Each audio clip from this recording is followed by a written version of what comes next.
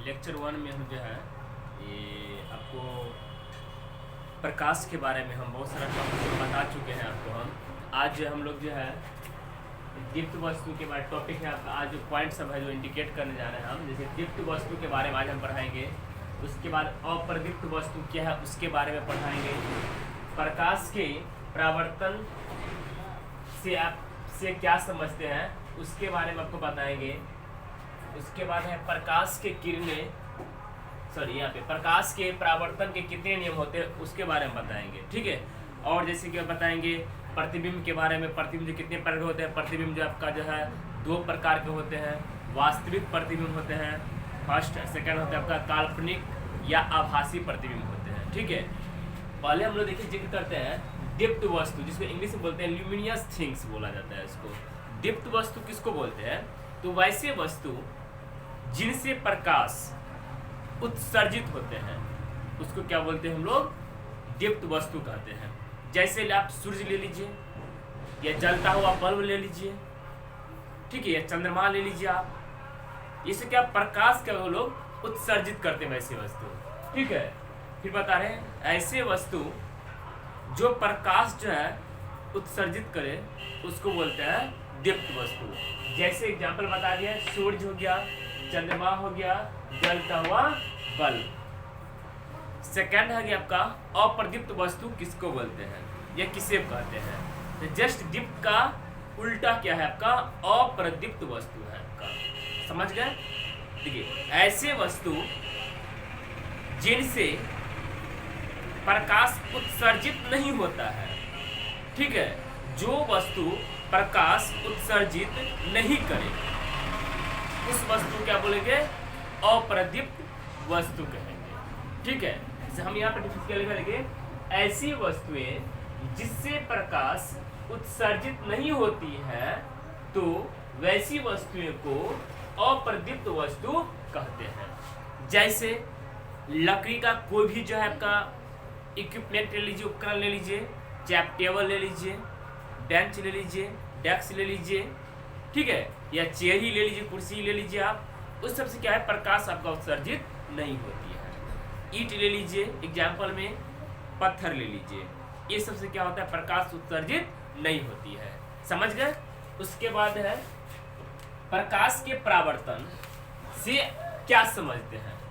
देखिए प्रकाश के परावर्तन क्या है, चलिए क्या होता है इसमें कि जब प्रकाश की किरण जो है ना किसी समतल पे पड़ती है, क्या होता है जब प्रकाश किरण किसी समतल पे पड़ती है, जैसे हम फिगर से आपको बता दे रहे हैं आपको यहाँ पे हम इसी का चाहिए प्रकाश के परावर्तन से आप क्या समझते हैं, इसका फिगर यहाँ पे बनाए हुए हैं। देखिए ये क्या आपका समतल है आपका, ठीक है। पीछे में क्या क्या रफ कर दिए, कलर कर दिए हैं। कलर इसीलिए किए हैं क्योंकि अगर देखिए जैसे कि यहाँ पे एक टॉर्च कोई भी जलाएंगे, यहाँ पे इस पे लाइट मारेंगे, प्रकाश देंगे इस पे, तो ये अगर ये पार्ट्स कलर नहीं किया रहेगा ना तो क्या होगा? प्रकाश क्या होगा? किरण आर पार कर जाएगा, ठीक है। इसीलिए क्या करते हैं जैसे कि एना हम लोग जिसको बोलते हैं हम लोग मिरर, तो मिरर में एक पार्ट पिछले वाला पार्ट क्या रहता है आपका? कलर किया हुआ रहता है ताकि प्रकाश जो है उस पार से उस पार नहीं जा पाए। समझ गए? जैसे एग्जाम्पल हम बता रहे हैं आपको, जैसे देख लीजिए, जैसे यही एक है, मान कर चलिए इस पे इधर इस साइड में क्या है कलर कर दिए हैं, क्या किया है? कलर कर दिए हैं।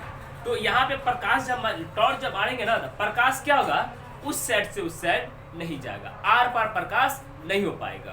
तो क्या ये प्रकाश का रिफ्लेक्ट होगा। जैसे देखिएगा कि मोबाइल टॉर्च अगर मिरर पे मारिएगा आप लोग, या टॉर्च ही मारिएगा मिरर पे, मतलब कि जलाइएगा बल्ब, तो क्या होगा?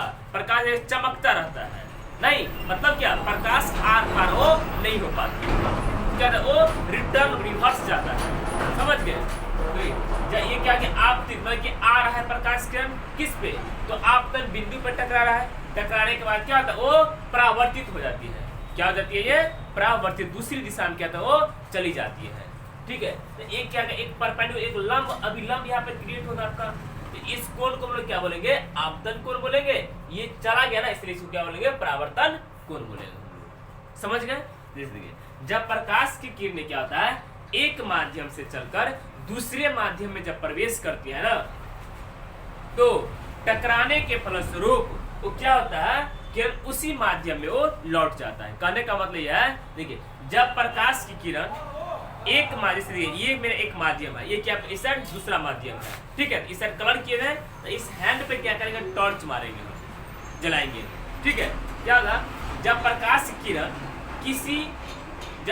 की किरण एक माध्यम से चलकर, ठीक है, किसी समतल दर्पण पे टकराएगा तो क्या होगा, उसी माध्यम में क्या होगा, वो लौट जाएगा। टकराने के बाद क्या होता है, उसी माध्यम में वो लौट जाएगा, ठीक है। उसको हम लोग क्या बोलते हैं, प्रकाश का परावर्तन कहते हैं। जैसे हम यहाँ पे लिखा है, जब प्रकाश की किरणें एक माध्यम से चलकर दूसरे माध्यम के सतह पर पड़ती है, अर्थात टकराती है, तो टकराने के फलस्वरूप प्रकाश के किरणें पुनः उसी माध्यम में लौट जाती हैं।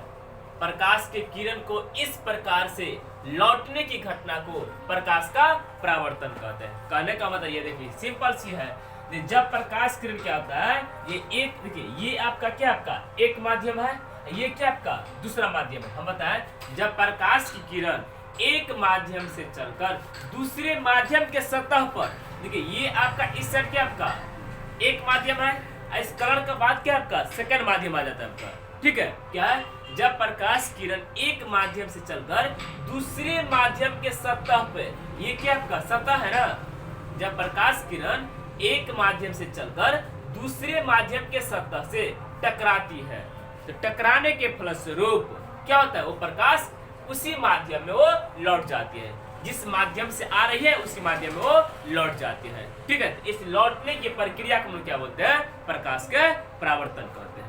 आए बात समझे। फिर हम पुनः जो बात को रिपीट करने जा रहे हैं, देखिए ये क्या, देखिए आपका हम ये देखिए, ये आपका क्या है, पहला माध्यम, क्या ये पहला माध्यम, ये क्या आपका दूसरा माध्यम, समझ गए। तो क्या देखिए, जब प्रकाश किरण एक माध्यम से चलकर दूसरे माध्यम के सतह पर, ये क्या है, दूसरे माध्यम के सतह है ना, जब प्रकाश किरण एक माध्यम से चलकर दूसरे माध्यम के सतह से टकराती है, या टकराने के फलस्वरूप वो उसी माध्यम में प्रवेश कर जाती है या लौट जाती है, ठीक है। तो इस घटना को क्या बोलते हैं हम लोग, प्रकाश का परावर्तन कहते हैं। मतलब देखिए ये है टकराया, ठीक है, प्रकाश के अगर ऐसे हो गया, रिटर्न हो गया, ये मेरा क्या है, इस हाथ का पीछे वाला साइड के दूसरा माध्यम, इस हाथ का आगे वाला फ्रंट के आपका एक माध्यम है। वही बताया, जब प्रकाश किरण एक माध्यम से चलकर दूसरे माध्यम के सतह पर टकराती है या टकराने के फलस्वरूप उसी माध्यम में लौट जाती है, जैसे कि इधर से आया है फिर इधर लौट गया है, ये क्या आपका आगे वाला माध्यम है, आपका फर्स्ट माध्यम है ना, पीछे वाला क्या आपका सेकंड माध्यम है। तो बता रहे हैं, जब प्रकाश किरण एक माध्यम से चलकर दूसरे उसी माध्यम में प्रवेश, उसी माध्यम में वो लौट जाती है। तो बता रहे हैं, जब प्रकाश की किरण एक माध्यम से चलकर दूसरे माध्यम के सतह से टकराती है या टकराने के फलस्वरूप उसी माध्यम में वो क्या करती है, लौट जाती है, ठीक है। इस प्रक्रिया को क्या बोलते हैं हम लोग, प्रकाश का परावर्तन कहते हैं हम लोग। ये आपका फिगर है।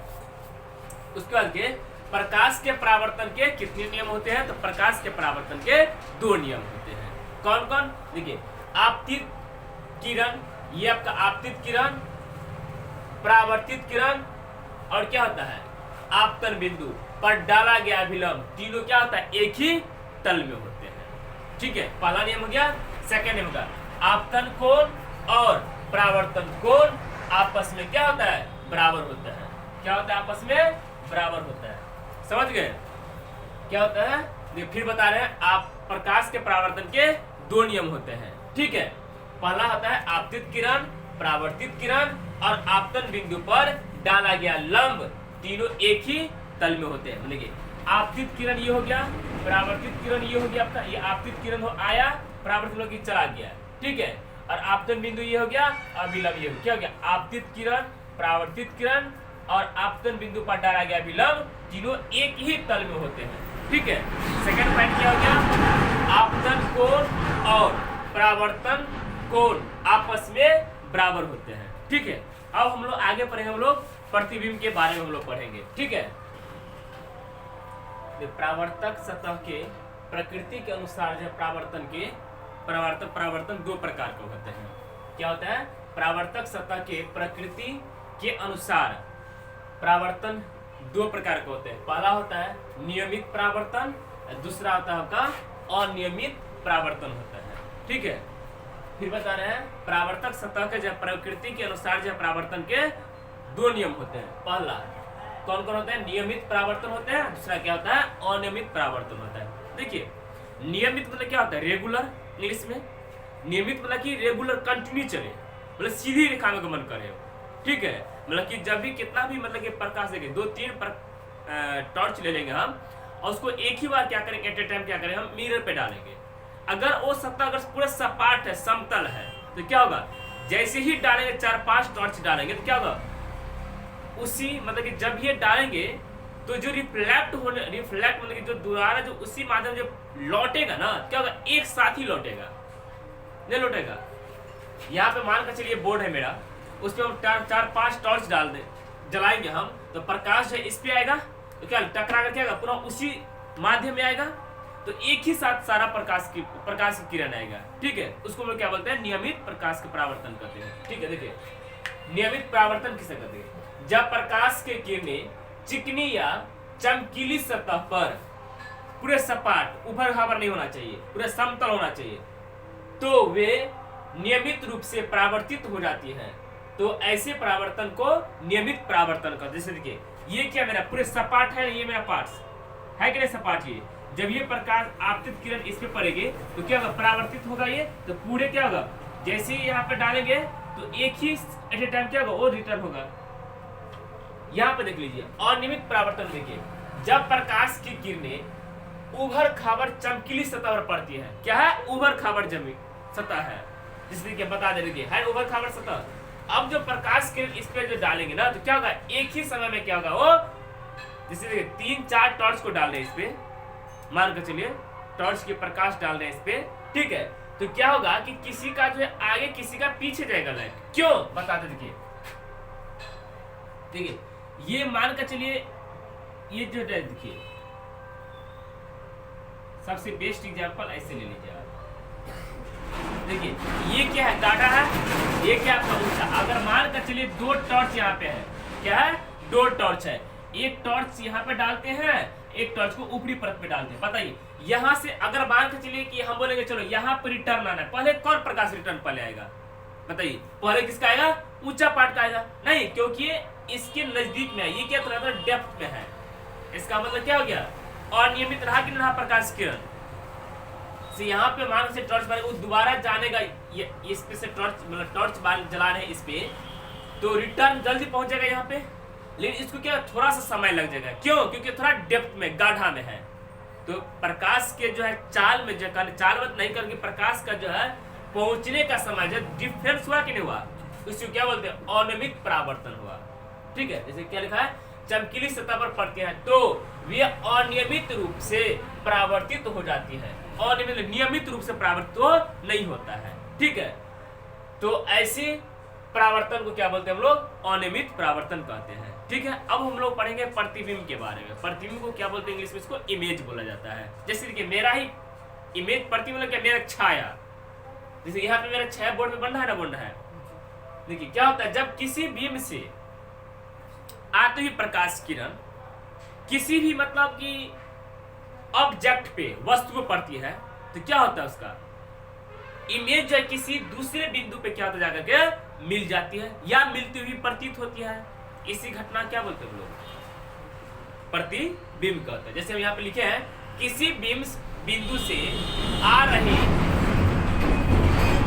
किसी बिंदु से आ रही प्रकाश की किरणें किसी सतह से परावर्तन या अपवर्तन के बाद जिस किसी दूसरे बिंदु पर पड़ती है या पड़ती हुई प्रतीत होती है, उसे क्या बोलते हैं? उस बीम को, वस्तु को प्रतिबिंब कहते हैं। ऐ बात समझ में। देखिए जैसे मान लीजिए मेरा हैंड है, ये हाथ है, मान लीजिए कि अभी लाइट यहाँ पे लगाए गए हैं, तो अभी प्रकाश इस पे पड़ रही है, तो ये इसका छाया क्या बन रहा है? यहाँ बन रहा है ना। तो जब प्रकाश की किरण है किसी बीम से, जब प्रकाश की किरण है किसी बिंदु पर पड़ती है, पड़ने के बाद क्या होता है? मतलब कि जब प्रकाश की लाइट इस पे हैंड पे पड़ा, ठीक है, इसका जो है छाया का यहाँ बन रहा है, तो क्या होगा? मिलती हुई या वास्तव में मिल जाती है या मिलती हुई प्रतीत होती है, तो उस बिंदु को हम लोग क्या बोलेंगे? बिंब कहेंगे या प्रतिबिंब कहेंगे। इसलिए मेरा छाया यहाँ पे बन रहा है ना, मेरा छाया बन रहा है, ये क्या मेरा प्रतिबिंब है, मेरा ये मेरा इमेज है ये। ठीक है, अब हम लोग पढ़ेंगे आगे इससे प्रतिबिंब जो है कितने प्रकार के होते हैं। प्रतिबिंब कितने प्रकार के होते हैं? 2 प्रकार के प्रतिबिंब होते हैं। पहला होता है वास्तविक प्रतिबिंब और दूसरा होता है आभासी या काल्पनिक प्रतिबिंब। वास्तविक प्रतिबिंब किसको बोलते हैं? तो वास्तविक मतलब है जब वास्तव में किसी बिंदु पे मिल जाती है प्रकाश की किरण, ठीक है, उसको क्या बोलते हैं हम लोग? वास्तविक प्रतिबिंब कहते हैं। ठीक है, खैर हम लोग इसको जो है आगे पढ़ते हैं। यहाँ पे प्रतिबिंब जो है लिखेंगे यहाँ पे हम लोग।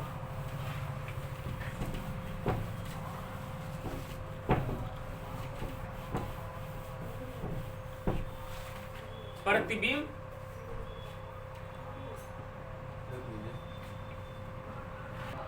प्रतिबिंब जो है आपका 2 प्रकार के होते हैं। कौन कौन होता है? वास्तविक प्रतिबिंब होता है और क्या होता है?